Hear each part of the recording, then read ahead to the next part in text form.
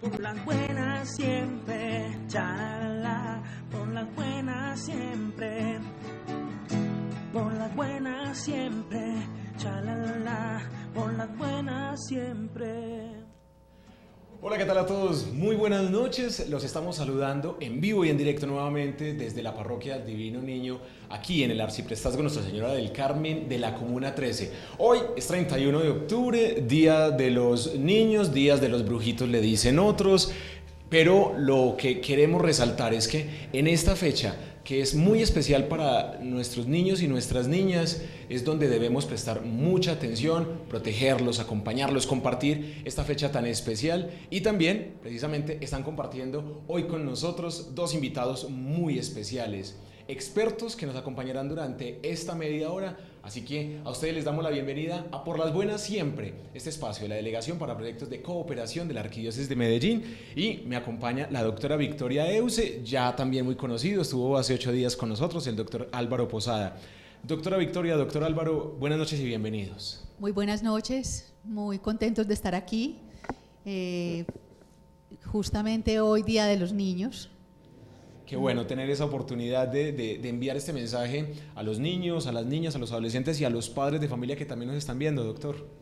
Muy buenas noches, muy contento realmente de estar otra vez aquí en la tarea que nos hemos propuesto de tratar de modificar las prácticas de maltrato por prácticas de buen trato en la relación con nuestros niños, niñas y adolescentes. Gracias, Juan Pablo, por la invitación. No, gracias a ustedes por haber aceptado esta invitación y gracias a ustedes por estar conectados. Invitadísimos para que se comuniquen con nosotros al 252-4056 o también lo pueden hacer a través de las redes sociales. Facilísimo, Facebook, Twitter e Instagram. Es la misma cuenta, @buentratonna. Y ustedes nos pueden escribir, dejar sus mensajes, sus comentarios o sus preguntas. Nosotros estaremos chequeando desde el celular todos sus comentarios. Comenzamos presentando más bien a la doctora Victoria Euse. Ella es médica pediatra de la Universidad de Antioquia con posgrado en trastornos de la conducta infantil y neuropsicología clínica, también de la misma universidad, coordinadora del grupo de atención al niño y a la niña y al adolescente en riesgo en el Hospital Pablo Tobón Uribe. Ha recibido también entrenamiento en la Universidad de Miami en atención de maltrato infantil y del abuso sexual infantil. Además, participa activamente de la Asociación Afecto contra el Maltrato Infantil desde hace 11 años y se ha vinculado a nuestro proyecto liderado por la Arquidiócesis de Medellín. Una presentación muy corta, sé que se queda corta para toda la experiencia, para todo ese reconocimiento que habría que darle, doctora Victoria, y muchas gracias de nuevo por acompañarnos. No, muchas gracias a ustedes. Bueno, y el doctor Álvaro, más conocido también por ustedes, pero nuevamente para quienes se conectan por primera vez con nosotros en Por las Buenas Siempre, él es pediatra puericultor, profesor titular del Departamento de Pediatría y Puericultura de la Facultad de Medicina de la Universidad de Antioquia. A los dos, bienvenidos, y el tema de hoy es el maltrato físico infantil, y sobre esto se vienen un montón de preguntas. ¿Cómo identificar el maltrato físico infantil? ¿Qué es el maltrato físico infantil, doctora?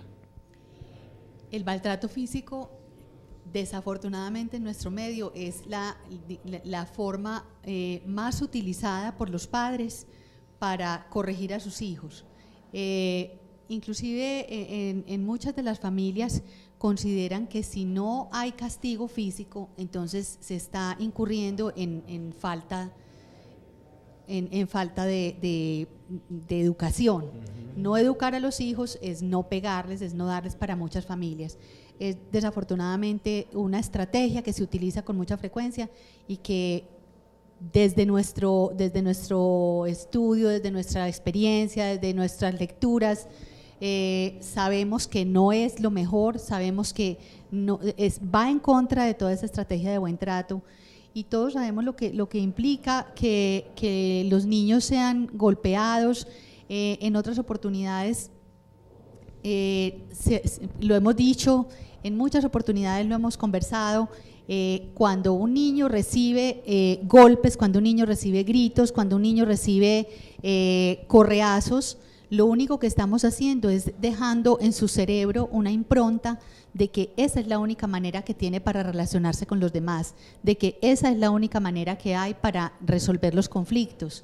Entonces, el maltrato físico, a pesar de que sea una estrategia tan utilizada, es completamente equivocada. Sí, además naturalizada, doctor Álvaro, o sea, para las personas de las comunidades, para las familias, ya se vuelve algo normal. O sea, es que así me enseñaron, así me corrigieron, así yo transmito también todas esas prácticas de corrección de esos comportamientos inadecuados de los niños y las niñas, ¿no?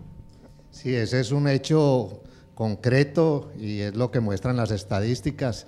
En todo el mundo la mayor parte de las personas cree que a los niños se les debe corregir fundamentalmente con castigo físico, cuando hay otras alternativas, que es las que estamos proponiendo en la estrategia del buen trato. Ese castigo físico ha sido enseñado por todas las generaciones. La gente llega a un momento en que dice, yo no sé hacer sino eso, a mí me queda muy difícil, y la tarea de enseñar otras cosas, que es uno de los asuntos que nos proponemos en estos programas, es que la gente aprenda que a todos los niños, cuando tienen una conducta que se considera inadecuada, hay que corregirlos, pero que la corrección más mala que hay es la del castigo, y que hay alternativas de corrección que lleven a que el niño aprenda cuál es la conducta correcta y que por lo tanto pueda discurrir por la vida de una manera feliz, sin los sobresaltos que son determinados por el castigo físico, por ejemplo. Una de las consultas frecuentes en pediatría es cuando el niño ya ha sobrepasado cierta edad, se va acercando a la adolescencia. Las madres están supremamente preocupadas porque los van a sacar del colegio, porque el niño se relaciona con sus compañeros de manera agresiva, porque los niños se relacionan con la profesora a gritos y golpes. Y yo me pregunto, o sea, si eso es lo que han recibido, y eso les digo en la consulta, si eso es lo que le has enseñado, si esa es la única manera que has utilizado para decirle al niño cómo se resuelve un conflicto, ¿qué esperas que haga él en el colegio? ¿O cómo esperas que el niño te trate a ti posteriormente? Claro, lo que ya está recibiendo es lo que va a repetir porque cree que esa es la forma correcta, porque así lo trata a sus padres, ¿no? Una frase que resume eso, que ya le hemos dicho, pero la diremos muchas veces. Aquel que se educa pegando es un niño que va a aprender a pegar. Completamente de acuerdo, doctor Álvaro. Doctora Victoria, ¿qué clases de maltrato existen? Y de hecho, aprovecho, como quisiéramos ahondar un poco más, de pronto tener la oportunidad de trabajar este tema en otro programa para que desarrollemos unas de estas fases identificadas del maltrato esta noche. Entonces, hablemos de algunas de esas fases de maltrato. Voy a hablar de los tipos de maltrato físico que nosotros vemos en los servicios de urgencias. La gente, cuando uno menciona los tipos de maltrato, se queda desconcertada, dice, pero ¿cómo pueden unos papás causarle ese tipo de lesiones a sus hijos? Pues sí, la cuestión es que este tipo de lesiones generalmente están mediadas por la falta de control de las emociones, por la ira generalmente. Cuando los padres abordan a sus hijos en medio de un ataque de ira, muchas veces no controlan, no son capaces de controlar, y cuando lo que comenzaba a ser una simple pela termina siendo un ataque violento contra un niño que es inferior en fuerza física, que es inferior en tamaño, que es inferior en herramientas para defenderse, y acaba siendo muchas veces víctima de lesiones que son de por vida, o de la muerte, o de causarles la muerte. ¿Qué lesiones? La más frecuente y la más grave es el trauma de cráneo. El trauma de cráneo puede dejar secuelas gravísimas, secuelas neurológicas gravísimas. Le sigue el trauma cerrado de abdomen, que es cuando el niño recibe golpes en el estómago, como dice la gente, en el abdomen, recibe golpes por puñetazos o por patadas muchas veces en el suelo, que los hemos visto. Están también las lesiones causadas en huesos y tejidos blandos, las fracturas. A veces inclusive en medio de un momento de enojo, de ira, el niño puede ser sacudido y se le causa también un tipo de trauma que causa lo que llamamos el zarandeo. A menores de Entonces, 6 meses. Casi siempre son niños menores de 1 año, exacto, y más graves si son menores de 6 meses. y ocasionan hemorragias cerebrales y hemorragias en la retina que tienen graves consecuencias. Y hay otro tipo de lesiones pues, que se han utilizado como castigo, como son las quemaduras, por ejemplo, poner las manos de los niños en una plancha, en una parrilla, y meterle los pies en agua caliente. En fin, hay muchas lesiones que la gente, cuando uno habla de esto, piensa que eso no sucede. Y hay otro tipo de lesiones que son las que se causan en la piel, y que muchas veces son lesiones que tienen la forma de los objetos con los cuales el niño recibe el castigo, como es una correa, como es una hebilla, como es un cepillo de pelo, como lo que la persona tenga en la mano. Lo que encuentre con eso le pueden lastimar, y todas estas lesiones quedan marcadas en la piel de los niños. Y es increíble, doctor Álvaro, que eso suceda en esta época, o sea, hay estudios que demuestran, estamos invadidos todos los días en los medios de comunicación y las noticias de casos de maltrato a niños, a niñas, a adolescentes, porque no solamente se presenta en los chicos y las chicas que son menores de 10 años, sino también en los jóvenes, en los adolescentes. ¿Qué está sucediendo? O sea, ¿cómo de pronto identificar si de pronto hay un niño o una niña o un adolescente maltratados? Pero antes de dar respuesta a esa pregunta tan importante y tan interesante, yo quiero insistir en lo que Victoria ya dijo, que son los resultados agudos de lo que acaba de ocurrir. Pero cuando un niño es acompañado en la crianza con maltrato de cualquier clase, entre ellos el maltrato físico permanentemente, es decir, que toda cosa que no le gusta a los adultos se resuelve con una situación de castigo físico, por ejemplo, en última instancia el cerebro de ese niño se altera, y se altera para toda la vida. Y la característica de alteración más común es que esos niños tienen un comportamiento diferente al del resto de las personas y no van a poder funcionar en la sociedad como sería lo ideal. Esa es una de las situaciones. Entonces, ante toda esa cosa que vemos en este momento, creemos que hay simplemente una repetición transgeneracional de lo que está ocurriendo, porque los adultos no son capaces de controlarse, tienen más situaciones de dificultades para controlarse y por lo tanto no dominan su ira, porque en última instancia el adulto que está castigando a un niño físicamente es porque no es capaz de dominar su ira. Y ese es un punto que es clave, y los adultos de la actualidad tienen muchísimas más situaciones que les determinan asuntos de ira y por lo tanto son más castigadores, con esas consecuencias a corto, a mediano y a largo plazo que son supremamente graves.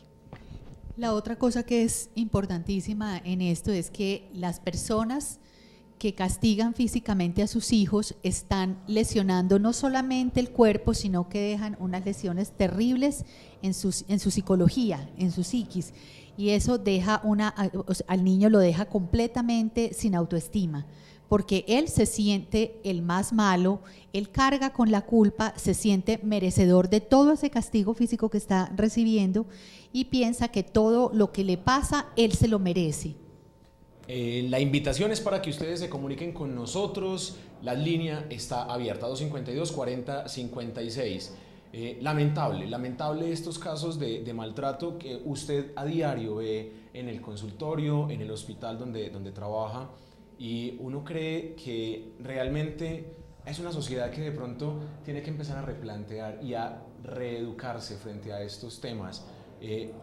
¿Cómo puede uno dimensionar un poco que un maltrato físico, que empujarlo, golpear a un niño o a una niña con algún elemento puede dañar tanto desde su psicología, desde su autoestima, desde incluso la muerte que le puede ocasionar? Los niños en ocasiones y las niñas se sienten indefensos ante eso. ¿Qué pueden hacer? ¿Sabes, Juan Pablo? Es tan deletérea, o sea, hace tanto daño que justamente por eso los adultos dicen, es que yo me lo merecía, es que a mí toda la vida me pegaron, es que míreme lo que soy. O sea, está tan deteriorada su autoestima que dicen, mire, yo como me merecí todos estos castigos. O sea, como ser humano, nadie se merece que lo golpeen, nadie merece que ser a ninguna edad. A ninguna edad. A ninguna edad nadie merece que se resuelva una situación conflictiva por medio del golpe. Si yo estoy diciendo, es que yo me lo merecía, desde niño me convencieron que yo soy tan poca cosa que no puedo sino recibir golpes. Yo tengo una consulta. ¿Cómo podemos identificar si por el comportamiento de un adulto, una niña o un niño está siendo maltratado? ¿Hay forma de identificar esto? Sí, estos se han denominado, pues en la literatura médica se han denominado indicadores, o mejor, identificadores. Y son identificadores en el comportamiento y son identificadores en el cuerpo. O sea, identificadores físicos e identificadores en la conducta de los niños. El niño que recibe castigos físicos y sobre todo el castigo físico tiene el daño, como decía ahorita, el daño al cuerpo y el daño a su psicología. Entonces es un niño que generalmente se relaciona de igual manera, o sea, se relaciona a los golpes. Es un niño que la mirada… El lenguaje coloquial es un niño agresivo, que responde agresivo, con agresividad ante la más mínima dificultad, cualquiera. No es capaz de manejar el estrés, o sea, él ante cualquier situación, problema, es muy reactivo, reacciona fuertemente, reacciona también con ira, reacciona tal cual como le han enseñado, no conoce otra manera. Y tiene una pobre visión de sí mismo, o sea, su autoestima está muy lesionada, está por el suelo, tiene una pobre visión de sí mismo. Él no tiene ninguna, digamos que ningún referente que le permita verse a él como un individuo valioso, y eso le va a limitar todas sus relaciones sociales. Le va a limitar en ese momento como niño y más adelante como adolescente, como adulto y como viejo. Eso es el punto grave de cuando un niño es acompañado en la crianza con maltrato. Se vuelve como un efecto dominó, ¿no? O sea, entonces a mí me castigaron, yo castigo y a quien yo castigue va a castigar. Así es. Entonces, se llama la transmisión transgeneracional de una conducta. Y entonces las personas que están alrededor comienzan a observar ese tipo de conductas y eso te lleva a sospechar, este niño tiene unas relaciones muy difíciles seguramente en su familia. Eso, un maestro que tenga un poquito de observación, otras familias alrededor pueden verlo y pueden identificarlo. Y en el cuerpo, pues obviamente son niños que permanentemente están llenos de lesiones, la lesión que deja el correazo, la equimosis, que es el morado, lo que llamamos morado, las equimosis en las piernas y sobre todo en zonas donde no son frecuentes las lesiones en los niños, porque un niño puede que tenga en sus rodillas, en sus tobillos, porque los niños saltan, juegan, brincan, jugando fútbol pueden tener una lesión, pero hay lugares en los cuales el médico puede identificar que esas lesiones no se las causó él mismo, sino que fueron causadas por otro. Lesiones en las manos, lesiones en las muñecas, lesiones en los tobillos, lesiones en la espalda, que uno sabe que no se las va a causar el mismo niño. Me surge una pregunta con esto y es, ¿cómo podemos identificar entonces si hay un adulto que está maltratando a un niño? O sea, dado esas conductas, he conocido algunos casos por mi experiencia desde el trabajo, donde cuando castigan a un niño lo hacen en un lugar que no sea tan visible. Entonces evitan a veces los golpes en el rostro, si es en las piernas, entonces que sea la parte superior de la rodilla, en la espalda. ¿Cómo identificar entonces que un adulto o una adulta, porque también un hombre o una mujer pueda estar maltratando a un niño o una niña? Es tan frecuente que sean las cuidadoras quienes identifiquen esto, inclusive en las consultas por urgencias, quienes llegan con los niños muchas veces son las jardineras de los jardines infantiles, las profesoras de la escuela, de los colegios. Pues si son niños pequeños, ellas generalmente son las que van a acompañar al niño al baño, entonces encuentran lesiones en las nalgas, encuentran lesiones en los muslos, en la parte alta de los muslos, encuentran lesiones en la espalda.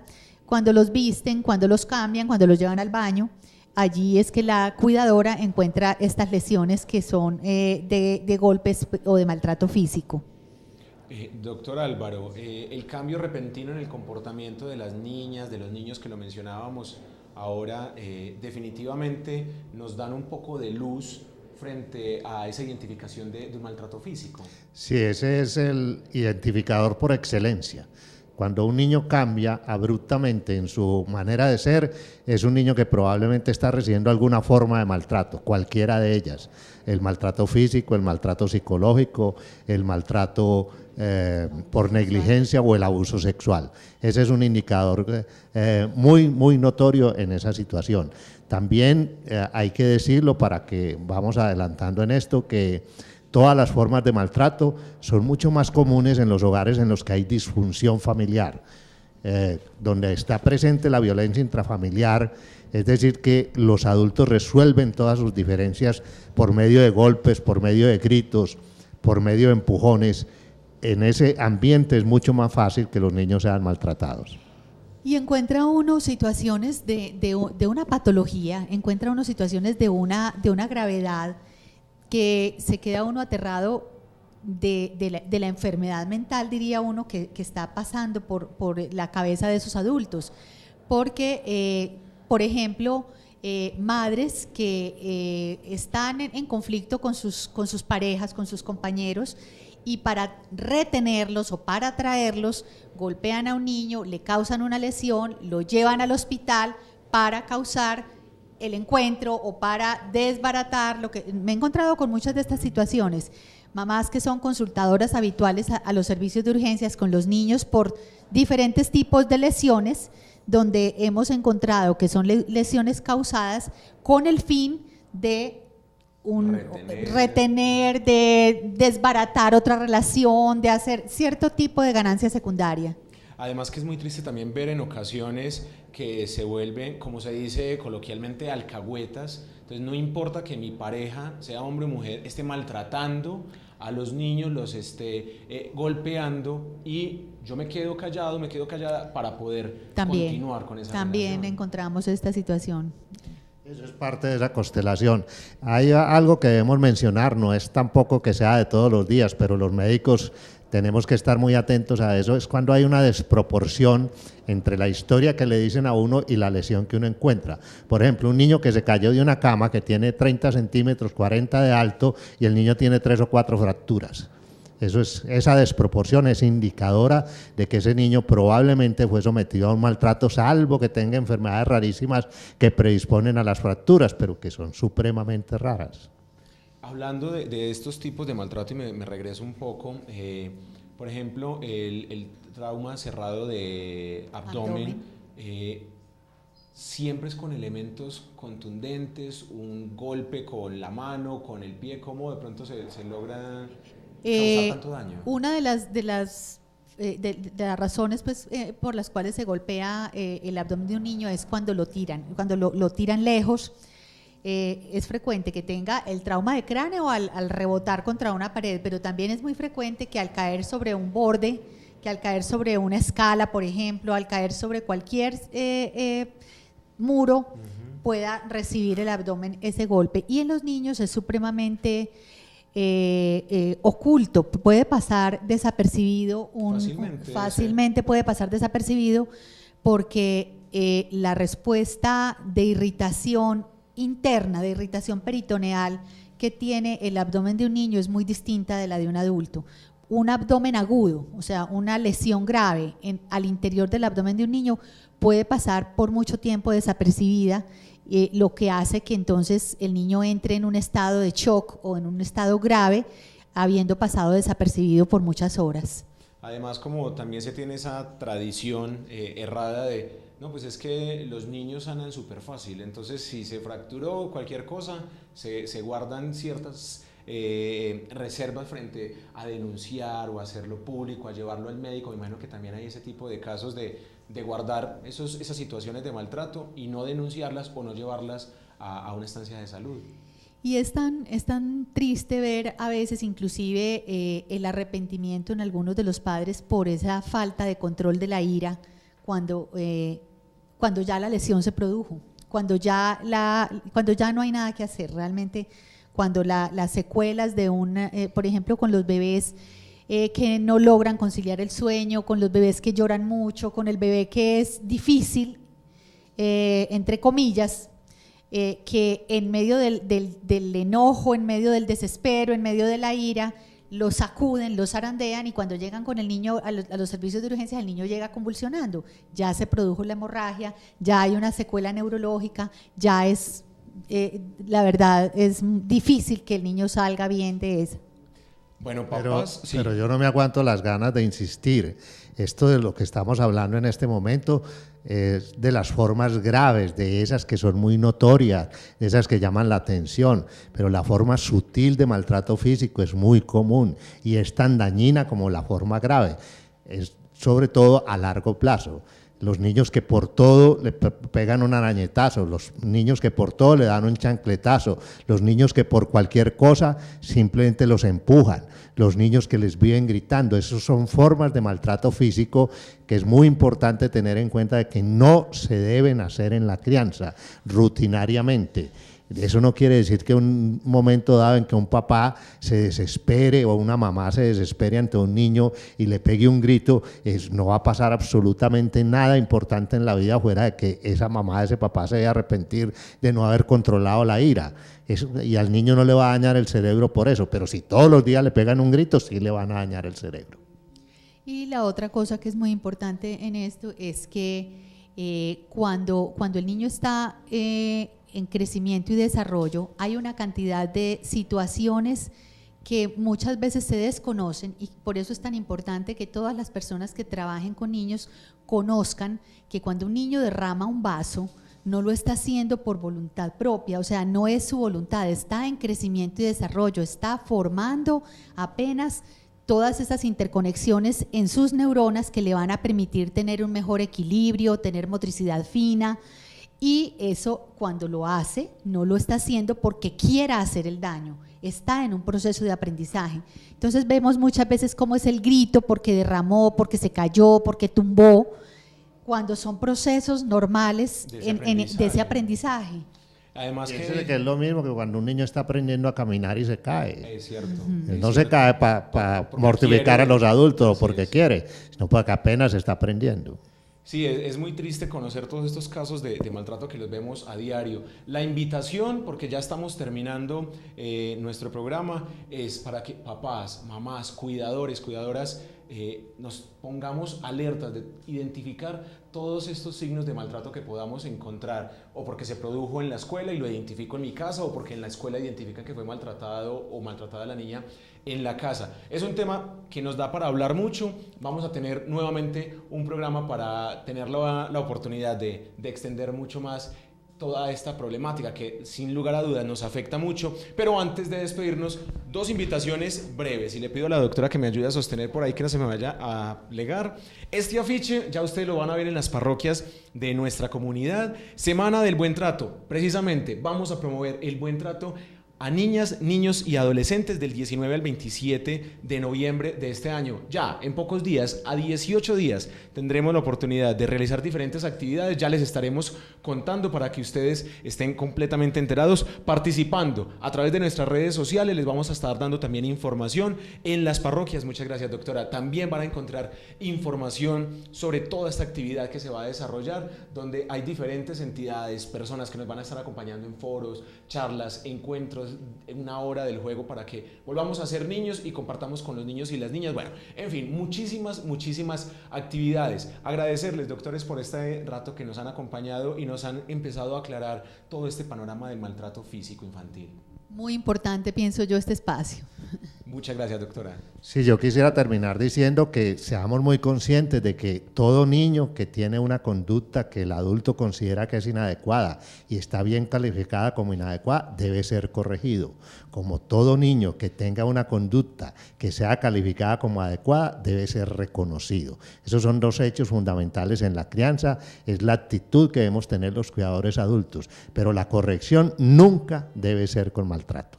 Gracias por esa recomendación final para cerrar nuestro programa. Y por último, invitar a todos los líderes parroquiales, juveniles, a los sacerdotes, para que nos acompañen este miércoles, que vamos a tener el lanzamiento precisamente de la Semana del Buen Trato, 7 de la noche en la parroquia Nuestra Señora del Carmen. Allá nos vamos a ver, les vamos a entregar material muy importante para que hagamos divulgación de esta importante semana para prevenir todo esto, el maltrato físico, maltrato psicológico y todas las formas de maltrato que existen. Nada justifica el maltrato con nuestros niños, niñas y adolescentes. A todos ustedes, gracias por acompañarnos, al grupo de Puericultura, a los dos médicos que están esta noche con nosotros, que hacen parte de la Asociación Afecto contra el Maltrato Infantil también, al Canal 13, Comuna 13 TV, Canal 8, donde estamos emitiendo Minuto de Dios. Toda esta propuesta, que hace parte precisamente de la Delegación para Proyectos de Cooperación de la Arquidiócesis de Medellín, va a estar cada 8 días, todos los lunes, sin falta, 8:30 de la noche. Hasta la próxima, muchas gracias por sintonizarnos, nos vemos, feliz noche. Por las buenas siempre, chalala, por las buenas siempre, por las buenas siempre, chalala, por las buenas siempre.